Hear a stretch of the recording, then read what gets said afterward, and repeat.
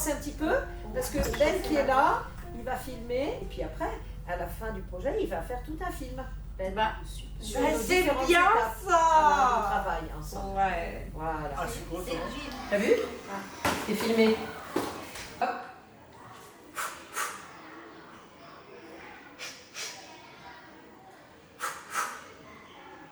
À toi.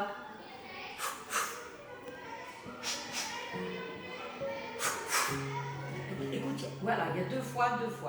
Deux fois la bouche, deux fois le nez. Je m'appelle Catherine Bonny. Je suis artiste lyrique depuis à peu près plus de 20 ans. Je dirige un chœur de personnes autistes avec leurs éducateurs et leurs parents et leurs familles. En 2002, j'ai poussé la porte d'un IME et comme je dis souvent, j'ai vu de la lumière, je suis rentrée et je suis restée dans cette lumière. C'est-à-dire c'était juste une rencontre et puis c'est devenu en fait une aventure de vie. L'idée, c'est de rassembler plusieurs entités, de montrer un spectacle autour d'un répertoire ou d'une thématique. Alors la thématique de ce spectacle dans notre forêt, c'était justement un désir à la fois des chanteurs qui étaient déjà en atelier, que je suivais en atelier depuis un bon moment, qui étaient sur la thématique du temps, juste avant. Et c'était aussi un désir, je pense, de Baptiste aussi. Ça lui plaisait beaucoup de partir sur cette idée de forêt et de nature. Est-ce qu'il a une odeur, cet arbre? Est-ce qu'on sent quelque chose? Ah oui, on sent quelque chose. Qu'est-ce que tu sens? Je sais pas, mais on sent quelque chose. On sent quelque chose. On sent la mousse sèche. Donne-moi le nom d'un arbre très grand. Les arbres.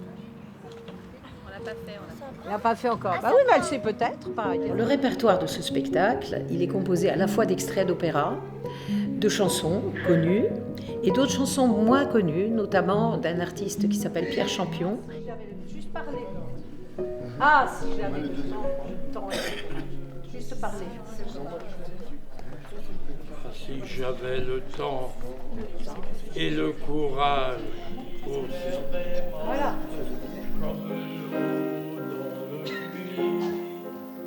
Le temps d'un arbre finira lui aussi.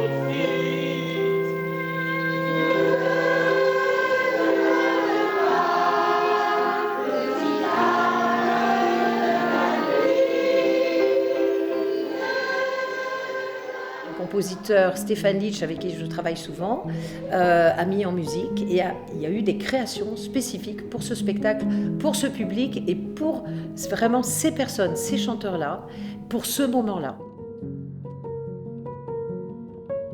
Il y a un va-et-vient qu'on a fait. Moi, j'étais en atelier. Stéphane est venu une fois par mois pour faire répéter avec d'autres musiciens. Donc, il y avait Jessie Desmond aussi. Donc, Stéphane Litch, Jessie Desmond et également Pierre Makarenko, qui est oboïste.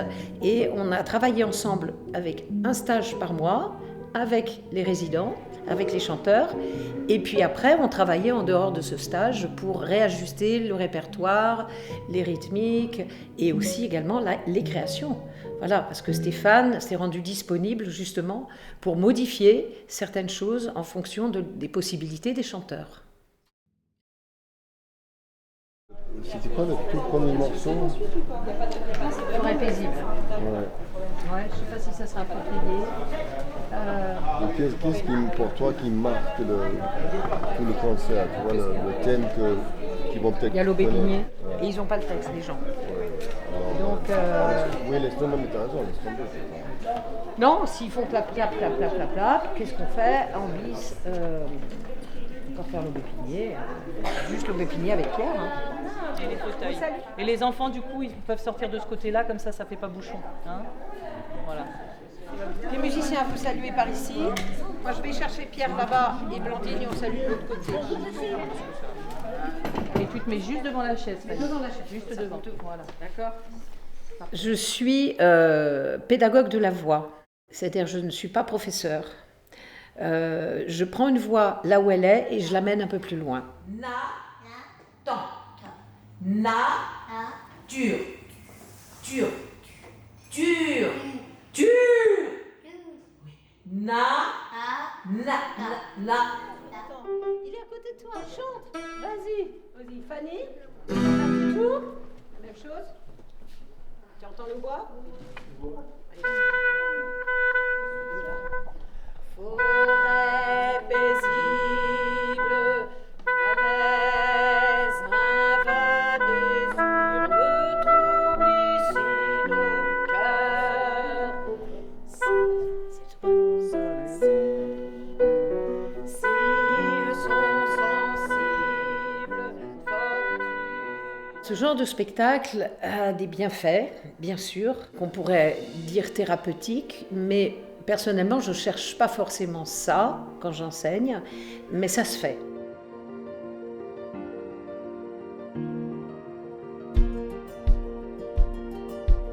Le fait, pour une personne autiste, de se trouver au milieu de plein d'autres personnes et d'avoir la communication, le contact, même si ce n'est pas les mots, c'est au travers de la musique, le regard, le corps, ça c'est important. On travaille le souffle, la respiration, la connexion avec le son, la justesse, apprendre à chanter une voix quand l'autre en chante une autre, tout le travail d'oreille et de polyphonie. Également la valorisation, ils sont sur scène, on vient écouter ces chanteurs et les applaudir. Et les familles, leur propre famille, vient également dans le public pour les applaudir, donc sont parfois admiratifs et parfois très étonnés de ce que peuvent faire leurs enfants en n'imaginant pas qu'ils pouvaient chanter comme ça. Il y a aussi le fait que le public va découvrir sur scène des personnes en situation de handicap acteurs. C'est eux qui font le spectacle. Et on vient les écouter et on vient les voir. Donc c'est une valorisation énorme. Les personnes lambda qui ne connaissent pas le handicap viennent découvrir des choses extraordinaires, puisque ces personnes handicapées sur scène donnent de façon fabuleuse, sans filtre. Donc ça touche les gens, il y a quelque chose qui passe d'assez étonnant, d'assez galvanisant aussi, je dirais. On est comme une forêt qui se plante devant nos yeux, d'accord? Donc en fait, moi j'ai ramené des grandes branches. On n'aura pas forcément tous des branches, mais l'idée c'est de se les faire passer, d'en faire passer un peu d'un côté, un peu de l'autre, de façon à ce que quand on dit « aux arbres citoyens », on puisse avoir, pour certains, une branche qu'on va venir faire bouger au moment de cette manifestation pour les arbres.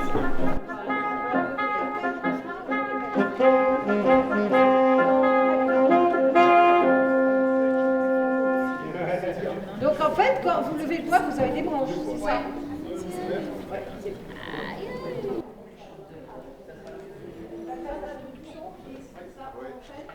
Il faut partir les autres voix.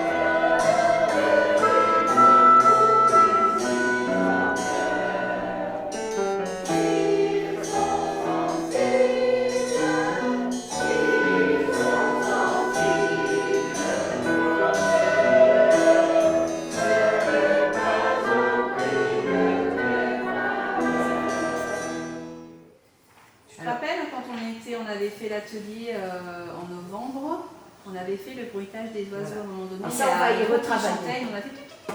Voilà. Il y aura des petits applaudissements.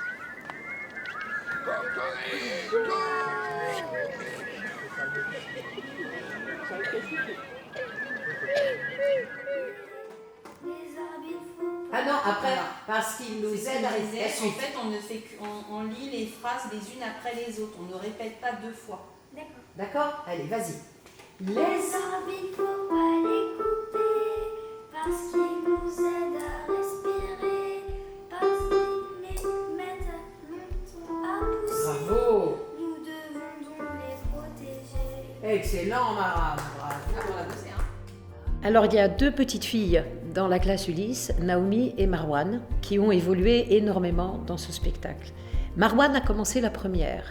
C'était une petite fille qui chantait un peu grave comme ça, pas très juste, et elle était plutôt en opposition. Et petit à petit, elle s'est rendue compte qu'elle pouvait attraper quelque chose dans ce projet qui la ferait grandir. Et elle s'est accaparée le chant, un personnage dans Le chant de l'arbre de Ravel, dans L'enfant et les sortilèges. Elle s'est accaparée le personnage de l'enfant.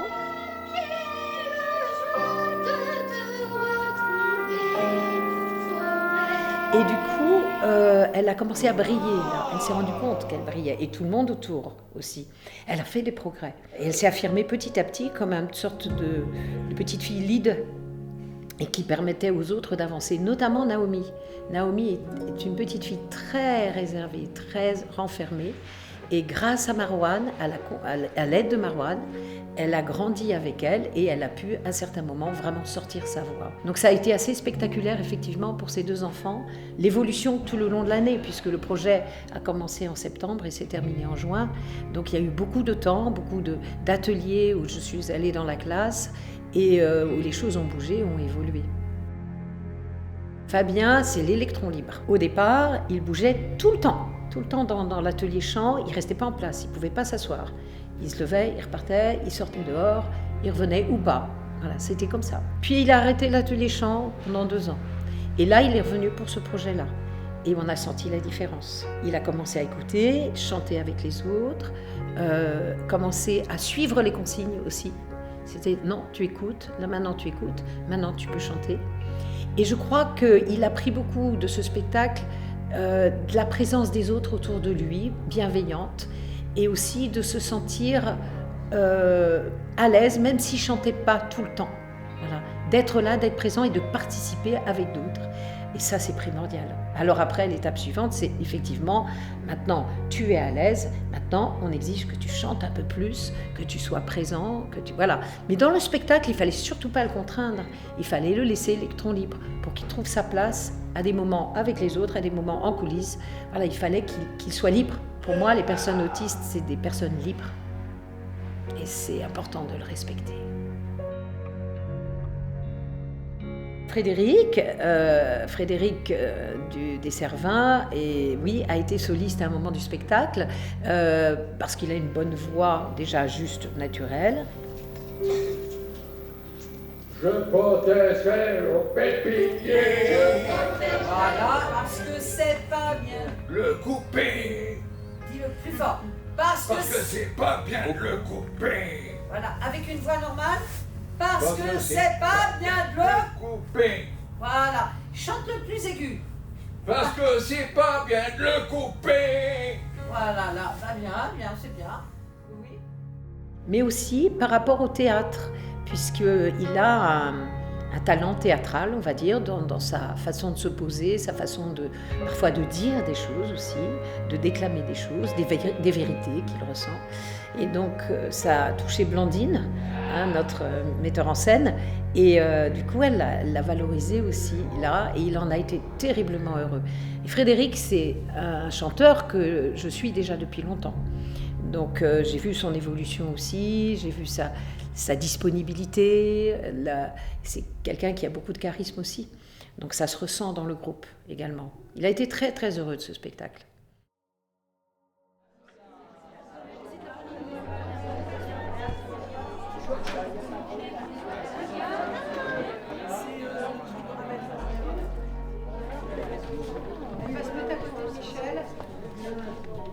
Voilà, ce qu'il faudrait, c'est que Servin, si vous pouvez, vous poussez un petit peu les fauteuils, vous aidez un peu les fauteuils à venir, parce que avec la manip autonome, c'est lent. Il y a tous les autres, mais on n'est pas en groupe, on est vraiment alignés côte à côte, de façon à ce qu'ensuite on puisse se faire passer les branches. Alors les familles sont venues assez nombreuses pour voir le spectacle. Il y avait des familles sur scène qui chantaient, dans la chorale si on chantait, et des familles dans la salle. À la fin du spectacle, ils viennent évidemment nous remercier parce qu'ils sont très émus de voir leurs enfants sur scène chanter. Bien souvent, ils ne pensaient pas que ça serait possible, tout simplement. Mais je sais par de nombreux témoignages que ce genre d'aventure, ce genre de projet amène beaucoup d'équilibre aussi, parce que ça amène de l'apaisement, parce que ça valorise et qu'on est plus calme par rapport à la difficulté du handicap. Il y a quelque chose qui fait du bien Et donc ça calme les choses. Et beaucoup de familles m'ont dit après que la vie à la maison est meilleure. À la dernière séance de travail, c'est le nom des arbres où on enlève absolument tous les déplacements. Le répertoire nous a unis, les répétitions, le fait qu'on se trompe, qu'on recommence, qu'on refasse, tout ça, voilà. La bienveillance qu'il y avait les uns avec les autres, nos musiciens qui étaient extraordinaires. Blandine qui a eu des idées très très chouettes vraiment pour la mise en scène. Ça s'est harmonisé en fait, ça s'est harmonisé. Et voilà, ça arrive comme ça que ça prenne bien. Hein. Et on a une situation effectivement de lien qui est assez exceptionnelle. On a du mal à se quitter en fait à un moment donné. C'est sûr qu'on a ressenti ça. Ça s'est bien passé entre nous, donc ça s'est bien passé avec les personnes des institutions et ils l'ont senti aussi parce que ces personnes-là sont des éponges. Si ça se passe moyennement, ils le sentent aussi. Par contre, si ils sentent que tout va bien, qu'on est là pour eux et que tout va bien se passer, ben voilà, ils donnent le meilleur d'eux-mêmes aussi.